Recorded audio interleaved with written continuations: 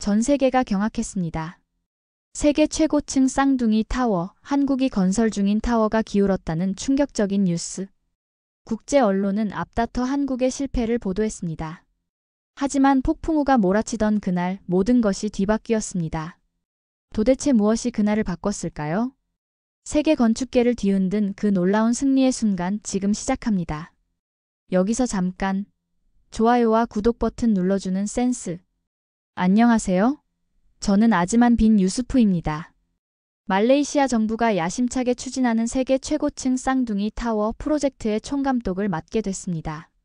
이 프로젝트는 단순한 건물이 아닙니다. 우리 말레이시아의 자존심이자 미래를 향한 도약이죠. 국제 언론들은 매일같이 진행 상황을 보도하고 있습니다. 어깨가 무겁습니다.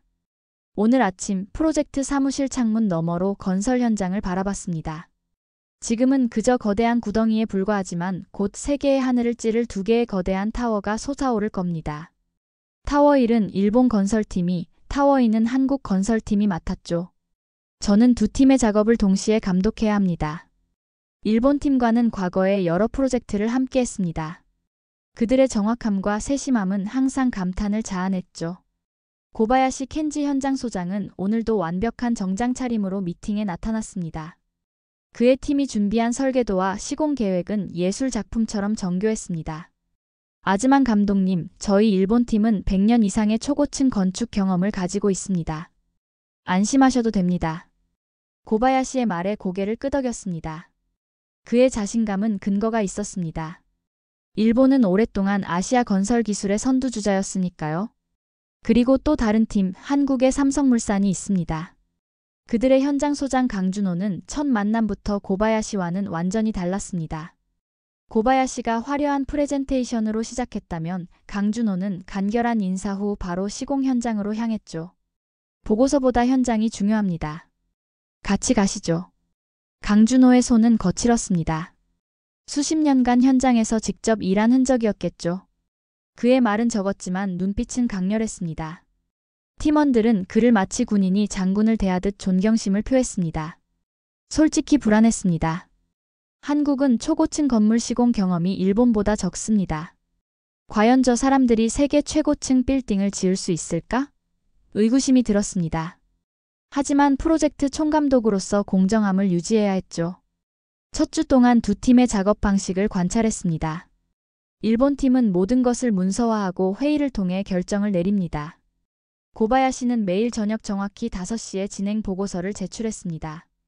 그의 보고서는 항상 완벽했죠. 반면 한국 팀은 달랐습니다. 그들은 서류보다 행동이 먼저였습니다. 강준호는 새벽부터 밤늦게까지 현장을 떠나지 않았습니다. 그의 팀원들도 마찬가지였죠. 그들은 빠른 의사결정과 즉각적인 실행력으로 일본 팀보다 한 발 앞서 기초 공사를 시작했습니다. 사무실로 돌아와 창밖을 바라봤습니다. 타워 1과 타워 2가 들어설 자리는 아직 평평한 땅일 뿐이지만 이미 두 팀의 색깔이 드러나고 있었습니다. 일본 팀의 구역은 깔끔하게 정리되어 있고 한국 팀의 구역은 분주하게 움직이는 중장비와 인부들로 활기찼습니다. 이 프로젝트의 결과가 어떻게 될지 정말 궁금하군요. 제 옆에 선 부감독이 말했습니다. 두 팀 다 각자의 방식으로 최선을 다할 겁니다. 우리는 공정하게 지켜보고 지원하면 됩니다. 그렇게 말했지만 마음 한구석에서는 일본 팀에 더 신뢰가 갔습니다. 오랜 경험과 체계적인 접근법은 초고층 건물 같은 복잡한 프로젝트에서 중요하니까요. 하지만 제가 모르는 사실이 있었습니다. 이 프로젝트는 단순한 건물 건설이 아니라 두 나라의 자존심을 건 경쟁이 될 것이라는 사실을요. 저는 공사 현장을 둘러보며 믿기 힘든 광경을 목격했습니다. 일본 팀의 작업 현장은 예상대로 정갈했죠. 모든 장비가 줄지어 정리되어 있고 작업자들은 정해진 시간에 정확히 움직였습니다. 고바야시는 매일 아침 팀원들과 함께 안전회의를 진행했고 그의 문서화 작업은 완벽했습니다. 아즈만 감독님, 이번 주 작업 계획과 안전점검 보고서입니다. 모든 내용을 세부적으로 정리했습니다. 고바야시가 건넨 파일은 마치 교과서 같았습니다. 색깔별로 구분된 섹션, 완벽한 그래프, 심지어 예상 문제점까지 모두 분석되어 있었죠. 감탄이 절로 나왔습니다. 놀랍군요, 고바야시 소장님. 이 정도 준비성이라면 프로젝트가 순조롭게 진행될 것 같습니다. 그러나 타워의 현장으로 이동하자 완전히 다른 풍경이 펼쳐졌습니다. 한국팀은 마치 전쟁터처럼 바쁘게 움직이고 있었죠. 중장비들은 쉴 새 없이 가동되었고 작업자들은 서로 소리치며 의사소통했습니다. 강준호는 현장 한가운데서 직접 지시를 내리고 있었습니다. 이 속도라면 예정보다 2주 빨리 기초공사를 마칠 수 있을 것 같군요. 강준호의 말에 깜짝 놀랐습니다. 보통 초고층 빌딩의 기초공사는 일정보다 늦어지는 것이 일반적인데 오히려 앞당긴다니 믿기 힘들었죠. 강 소장님, 이렇게 속도를 내면 품질이 떨어지지 않습니까? 제 질문에 강준호는 잠시 작업을 멈추고 저를 바라봤습니다. 그의 얼굴에는 땀이 흘러내리고 있었지만 눈빛은 또렷했습니다. 아즈만 감독님, 아직 끝난 게 아니니까 판단은 이르다고 생각합니다. 저희는 속도와 품질 둘 다 놓치지 않습니다. 강준호의 대답은 짧았지만 그의 자신감이 느껴졌습니다. 그는 말없이 다시 현장을 돌며 각 구역을 확인했죠. 작업자들의 손놀림을 체크하고 콘크리트 타설 상태를 직접 만져보며 확인하는 모습이 인상적이었습니다. 사무실로 돌아와 두 팀의 진행 상황을 비교해봤습니다. 일본 팀은 계획대로 착실하게 진행하고 있었고 한국 팀은 이미 계획보다 앞서가고 있었죠. 하지만 여전히 불안했습니다. 역사적으로 일본의 건설 기술은 세계적으로 인정받아왔지만 한국은 상대적으로 경험이 적었으니까요. 다음 날 고바야시가 제 사무실을 찾아왔습니다. 그의 표정이 심상치 않았죠. 아즈만 감독님, 한국팀의 작업 속도가 걱정됩니다. 이런 대형 프로젝트에서 지나친 속도는 위험할 수 있습니다. 고바야시 소장님, 걱정되는 부분이 있으신가요? 네, 특히 기초공사에서 충분한 양생기간 없이 진행하는 것은 장기적으로 구조적 문제를 일으킬 수 있습니다. 우리 일본은 수십 년간의 경험을 통해 안전을 최우선으로 합니다. 그의 말에 고개를 끄덕였습니다. 맞는 말이었죠. 양생기간은 콘크리트 강도에 직접적인 영향을 미치니까요. 한국팀의 현장을 다시 방문했을 때 강준호에게 고바야시의 우려를 전달했습니다. 양생기간이 충분하지 않다는 지적이 있는데 이에 대해 어떻게 생각하십니까? 강준호는 잠시 생각하더니 저를 현장 한쪽으로 안내했습니다. 그곳에는 제가 본 적 없는 장비들이 설치되어 있었죠. 이것은 최신 콘크리트 양생 촉진 시스템입니다. 기존 방식보다 30% 빠르게 양생되면서도 강도는 오히려 높아집니다. 저희는 속도만 추구하는 게 아닙니다. 그의 설명을 들으며 놀라움을 감추지 못했습니다. 강준호는 계속해서 현장을 안내하며 한국팀만의 기술적 접근법을 설명했죠. 그들은 단순히 빠르게 작업하는 것이 아니라 혁신적인 기술과 방법론을 통해 효율성을 높이고 있었습니다. 하루가 지나고 제 사무실에 두 팀의 콘크리트 강도 테스트 결과가 도착했습니다.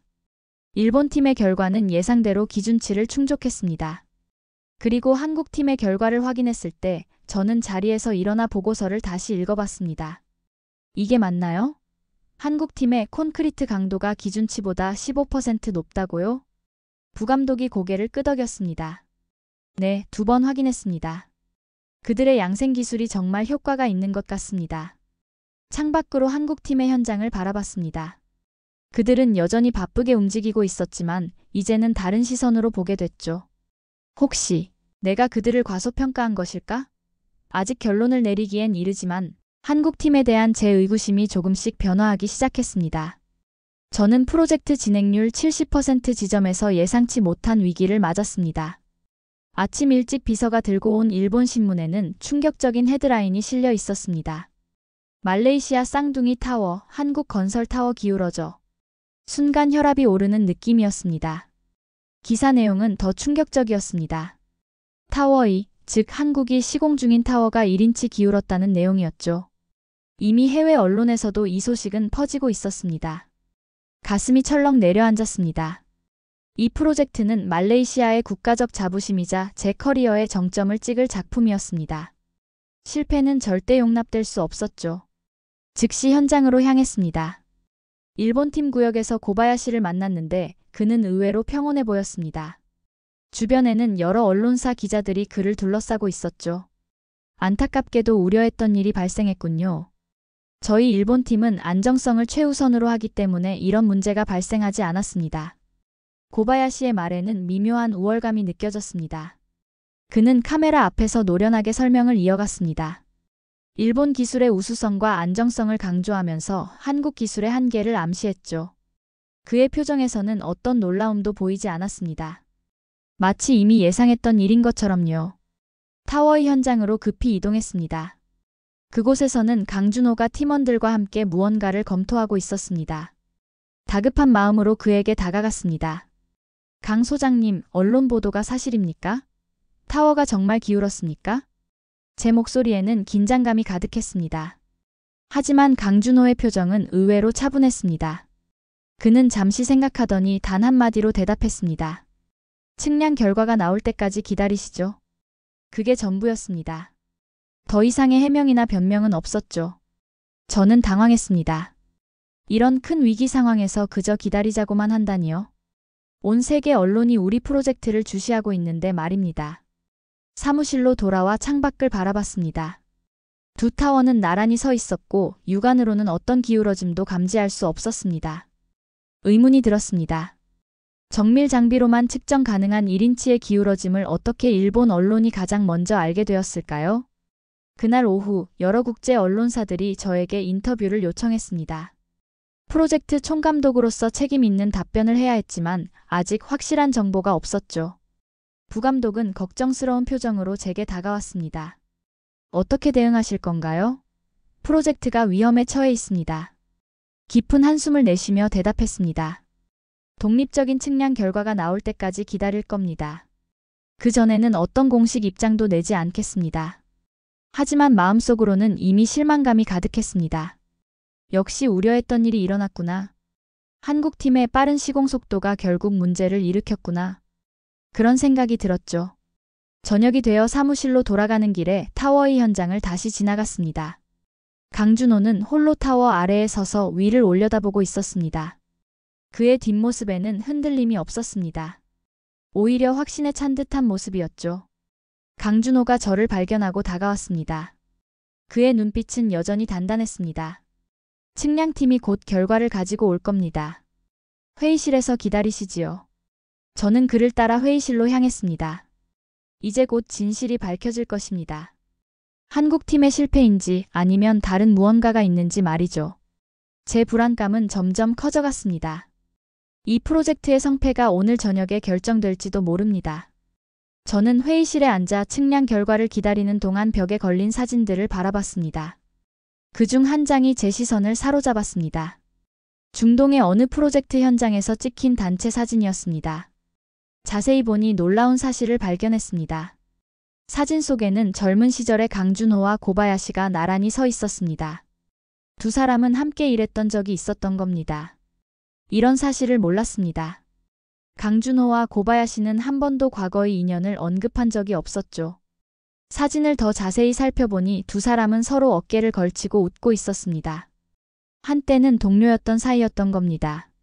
측량팀을 기다리는 동안 저는 고바야시에게 전화를 걸었습니다. 그와 강준호의 관계가 궁금했습니다. 고바야시 소장님, 혹시 강준호 소장님과 예전에 함께 일했던 적이 있습니까? 전화 너머로 잠시 침묵이 흘렀습니다. 네, 15년 전 사우디아라비아 프로젝트에서요. 왜 물으시죠? 그냥 궁금해서요. 두 분이 서로 아는 사이인지 몰랐습니다. 고바야시의 목소리에 미묘한 변화가 느껴졌습니다. 아즈만 감독님, 우리는 기술 아닌 명예 싸움을 하고 있습니다. 이번 프로젝트는 단순한 건물이 아니라 두 나라의 자존심이 걸린 일이니까요. 그의 말에 의아했지만 더 묻지 않고 전화를 끊었습니다. 뭔가 두 사람 사이에 알 수 없는 감정이 있는 것 같았습니다. 경쟁이나 라이벌 의식 같은 건 말이죠. 회의실을 나와 두 타워 건설 현장을 천천히 둘러봤습니다. 일본 팀의 구역은 항상 그랬듯이 정돈되어 있었습니다. 그들의 자료실에 들어가 보니 벽면 전체가 도표와 그래프로 가득했습니다. 모든 것이 수치화되고 문서화되어 있었죠. 고바야시의 책상 위에는 화려한 프레젠테이션 자료가 준비되어 있었습니다.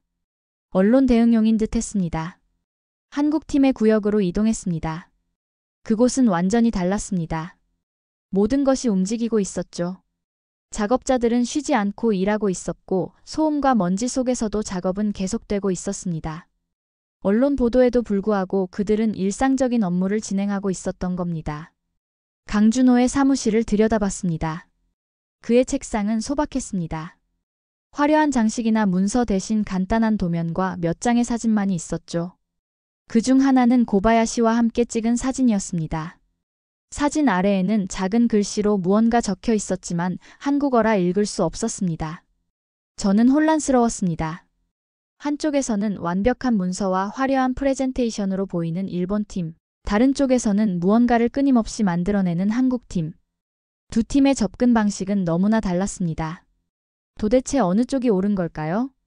부감독이 저에게 다가왔습니다. 아즈만 감독님, 측량팀이 도착했습니다. 회의실로 돌아가시죠. 회의실로 향하는 길에 고바야시를 마주쳤습니다. 그는 자신감 넘치는 미소를 지으며 저에게 인사했습니다. 아즈만 감독님, 측량 결과가 나온다면 제게도 알려주시겠습니까? 일본 팀도 프로젝트의 안전을 위해 알아야 할 필요가 있습니다. 고개를 끄덕였지만 그의 태도에 의문이 들었습니다. 왜 그렇게 자신만만한 걸까요? 마치 이미 결과를 알고 있는 것처럼 보였습니다. 회의실에 도착하자 독립측량팀의 책임자가 서류를 정리하고 있었습니다. 강준호도 그 자리에 있었습니다. 그의 표정은 여전히 담담했죠. 측량팀 책임자는 저희에게 인사하고 바로 본론으로 들어갔습니다. 두 타워의 정밀 측량 결과를 말씀드리겠습니다. 그가 컴퓨터 화면을 켜자 3D 모델이 나타났습니다. 두 타워의 구조가 시각적으로 표현되어 있었죠. 측량팀 책임자는 화면을 확대하며 설명을 이어갔습니다. 측량팀 책임자의 발표를 기다리는 순간 제 심장은 빠르게 뛰고 있었습니다. 이 결과가 프로젝트의 운명을 결정할 것입니다. 일본 언론의 보도가 사실이라면 타워이의 공사를 중단하고 다시 시작해야 할지도 모릅니다. 그렇게 되면 막대한 비용과 시간이 추가로 필요할 것이고 말레이시아 정부의 신뢰도 잃게 될 것입니다. 강준호는 여전히 침착했습니다. 그는 마치 이미 결과를 알고 있는 것처럼 보였습니다. 측량팀 책임자가 마우스를 클릭하자 화면이 바뀌었고 곧 충격적인 진실이 드러났습니다. 저는 측량팀 책임자의 발표에 숨을 죽였습니다. 스크린에 표시된 3D 모델은 믿기 힘든 결과를 보여주고 있었습니다. 기울어진 건 타워이가 아닌 타워1이었습니다. 일본이 시공 중인 타워가 실제로 기울어져 있었던 겁니다. 정밀 측정 결과 타워1이 북쪽으로 1.2인치 기울어져 있음을 확인했습니다. 반면 타워2는 허용 오차 범위 내에서 완벽한 수직을 유지하고 있습니다. 측량팀 책임자의 말에 회의실은 침묵에 빠졌습니다. 저는 자료를 다시 확인했습니다. 분명히 타워1, 일본 팀이 시공 중인 타워가 기울어져 있었습니다. 이게 맞습니까? 실수는 아닙니까? 네, 3번 반복 측정했습니다. 결과는 동일합니다. 충격이었어요. 일본 언론은 한국 타워가 기울었다고 보도했는데 실제로는 정반대였습니다. 강준호를 바라봤습니다. 그는 여전히 침착했지만 눈빛에는 작은 승리의 기색이 보였어요. 강 소장님, 이 사실을 알고 계셨습니까? 저희는 매일 자체 측정을 하고 있습니다. 타워의 수직 상태는 완벽해요. 그의 대답은 간결했죠. 왜 그는 처음부터 이 사실을 알리지 않았을까요? 궁금했지만 지금은 더 중요한 문제가 있었습니다. 회의실을 나와 즉시 일본 팀 구역으로 향했습니다. 고바야시를 찾아야 했어요. 그러나 그의 사무실은 비어 있었습니다. 팀원들은 모두 분주하게 무언가를 정리하고 있었죠. 제가 다가가자 그들은 고개를 숙이고 말을 피했습니다. 부감독이 저에게 다가왔어요. 일본 팀은 긴급 내부 회의 중입니다. 그리고 언론에 나간 기사들이 하나둘 삭제되고 있습니다. 언론 보도를 다시 확인해 보니 일본 신문사들은 기사를 내리고 있었어요. 해외 언론들도 정정 보도를 시작했죠. 타워1이 기울어졌다는 사실은 빠르게 퍼지고 있었습니다. 한국팀 구역으로 돌아가 보니 그들은 평소와 같이 일하고 있었어요.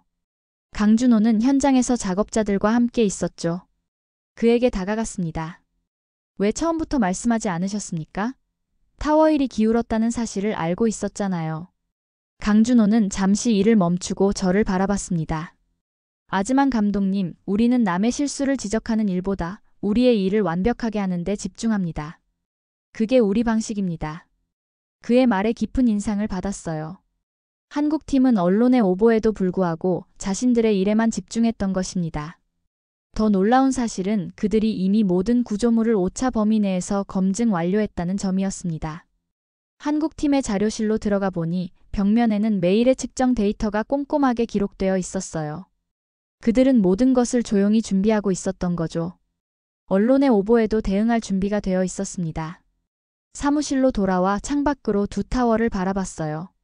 겉으로 보기에는 두 타워 모두 완벽해 보였죠. 하지만 이제 저는 알았습니다. 겉모습과 실제는 다를 수 있다는 사실을요. 화려한 발표와 자료보다 중요한 것은 실제 결과였습니다. 그날 저녁 고바야시가 마침내 제 사무실을 찾아왔어요. 그의 표정은 처음 보는 심각함이었죠. 아즈만 감독님, 실수가 있었습니다. 우리는 타워 1의 기울어짐을 바로잡기 위한 조치를 취하고 있습니다. 그는 더 이상 자신만만한 모습이 아니었어요. 처음으로 그의 목소리에서 불안감을 느꼈습니다. 고바야시 소장님, 왜 한국 타워가 기울었다고 언론에 알렸습니까? 그는 잠시 침묵했어요. 그의 대답은 예상외였죠. 기술적 오해가 있었습니다. 그게 전부였습니다. 진정한 사과도 설명도 없었어요. 그저 기술적 오해라는 말만 남겼을 뿐이었죠. 저는 그날 밤 많은 생각을 했습니다. 두 팀의 차이점, 두 사람의 리더십 스타일, 그리고 누가 진정한 전문가인지에 대해서요. 다음 날 아침 프로젝트는 새로운 국면을 맞았습니다. 일본 팀은 타워 1 긴급 보정 작업에 돌입했어요. 모든 작업 일정이 조정되었고 추가 장비와 인력이 투입됐죠. 일본 언론은 이전의 보도를 모두 삭제하고 기술적 오해라는 표현으로 상황을 설명하기 시작했습니다. 한편 국제기자단의 현장 방문이 예정되어 있었습니다. 전 세계 주요 언론사들이 쌍둥이 타워 프로젝트 현장을 보고 싶어 했죠. 하지만 일본 팀은 갑자기 취재를 거부했습니다. 고바야시는 내부 조정 중이라는 이유로 모든 인터뷰를 취소했습니다. 이제 오직 한국팀만이 현장 공개를 승낙했습니다. 강준호는 평소와 다름없이 차분하게 준비를 진행했습니다. 그런데 문제가 생겼어요. 기상청에서 그날 강풍과 폭우 예보를 발표한 것입니다. 저는 강준호에게 우려를 표했어요. 이런 날 시연을 강행해도 되겠습니까? 안전 문제가 있을 수 있습니다. 강준호는 창밖에 어두워지는 하늘을 바라보더니 고개를 끄덕였습니다. 건물은 비와 바람 속에서도 버텨야 합니다. 오히려 더 좋은 시험 기회입니다. 그의 자신감에 놀랐어요. 강준호는 직접 타워 꼭대기로 올라갈 계획이었습니다. 타워의 안전성을 증명하기 위해서였죠. 제 마음은 복잡했습니다. 그의 결단력은 분명 존경할 만했지만 위험하다고 생각했어요. 오후가 되자 하늘은 더욱 어두워졌습니다. 비가 내리기 시작했고 바람은 점점 강해졌죠. 국제기자단은 예정대로 도착했습니다. 그들은 비옷을 입고 카메라를 방수 커버로 감싸고 있었습니다. 저는 그들을 맞이하며 상황을 설명했습니다. 타워 1의 기울어짐과 일본 팀의 취재 거부에 대해서요. 기자들은 호기심 어린 눈으로 두 타워를 번갈아 바라봤습니다. 육안으로는 두 타워의 차이점을 알아볼 수 없었죠. 강준호가 기자단 앞에 섰습니다. 그는 우비도 쓰지 않은 채 비를 맞으며 서 있었어요. 여러분, 오늘 타워의 안전성을 직접 확인하실 수 있습니다. 저희는 어떤 날씨 조건에서도 완벽한 구조를 유지합니다. 그는 뒤돌아 타워 입구로 향했죠. 기자들은 서로 놀란 눈빛을 교환했습니다. 이런 악천 후에 타워 꼭대기로 올라간다는 계획은 무모해 보였을 테니까요. 저는 결단을 내려야 했습니다. 이 시연을 허락할 것인가, 아니면 안전상의 이유로 중단시킬 것인가?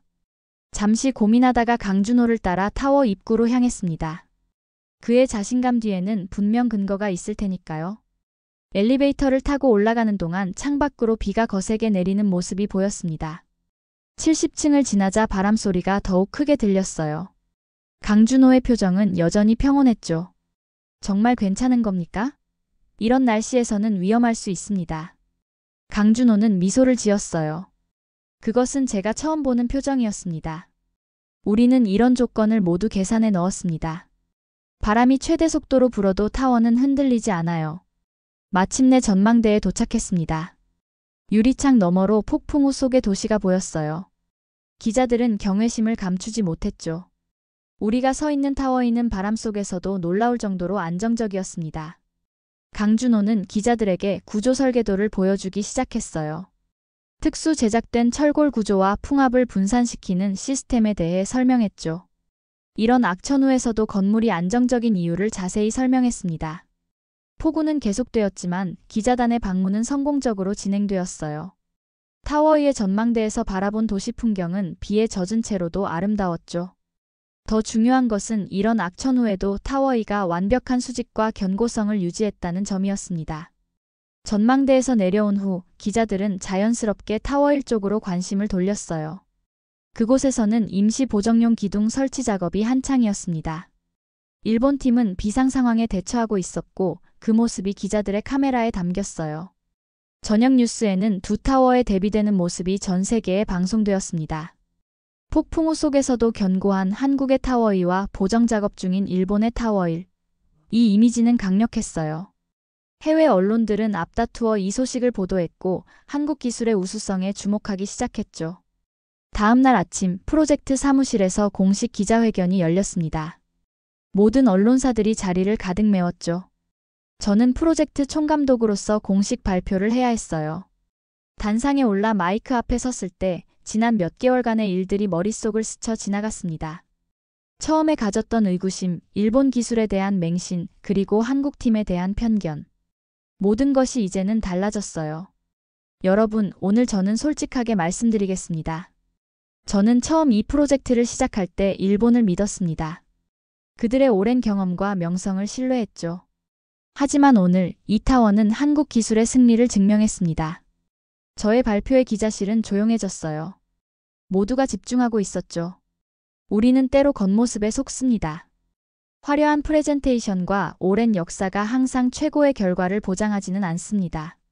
중요한 것은 실제 행동과 결과입니다. 타워이는 그 증거입니다.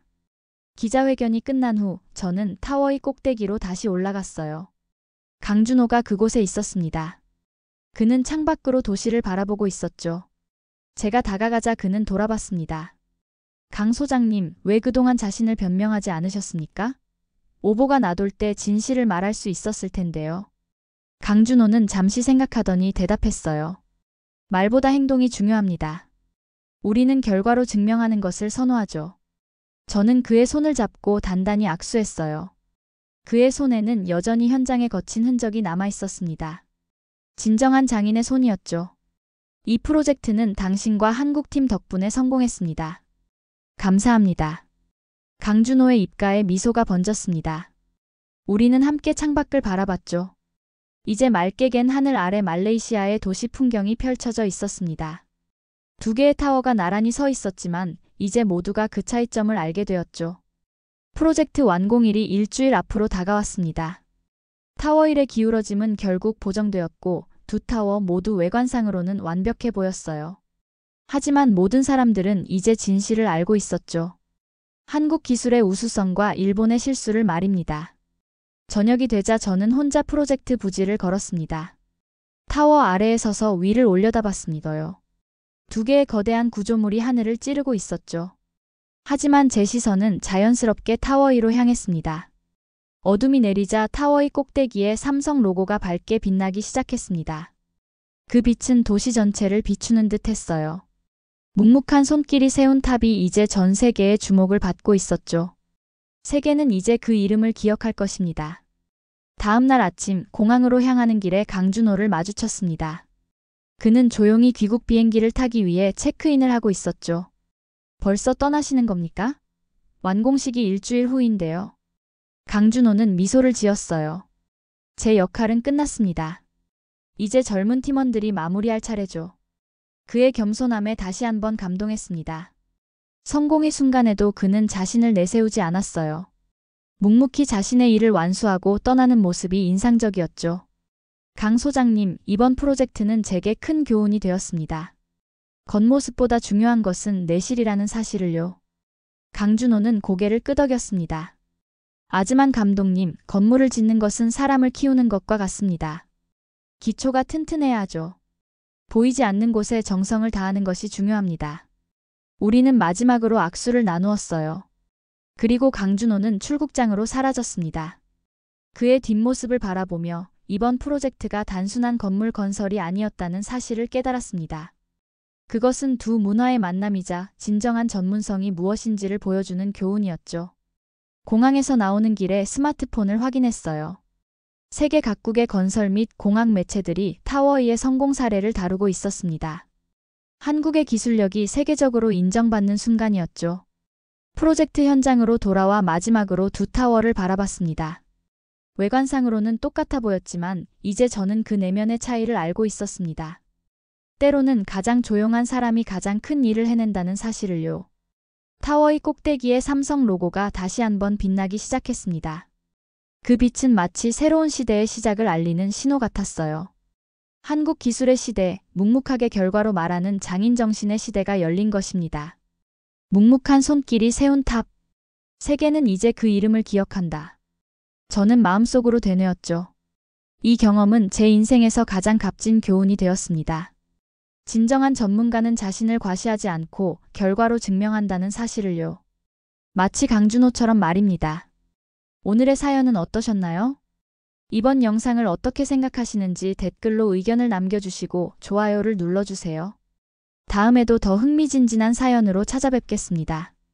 여러분의 사연 제작소 감동 나누기였습니다. 감사합니다.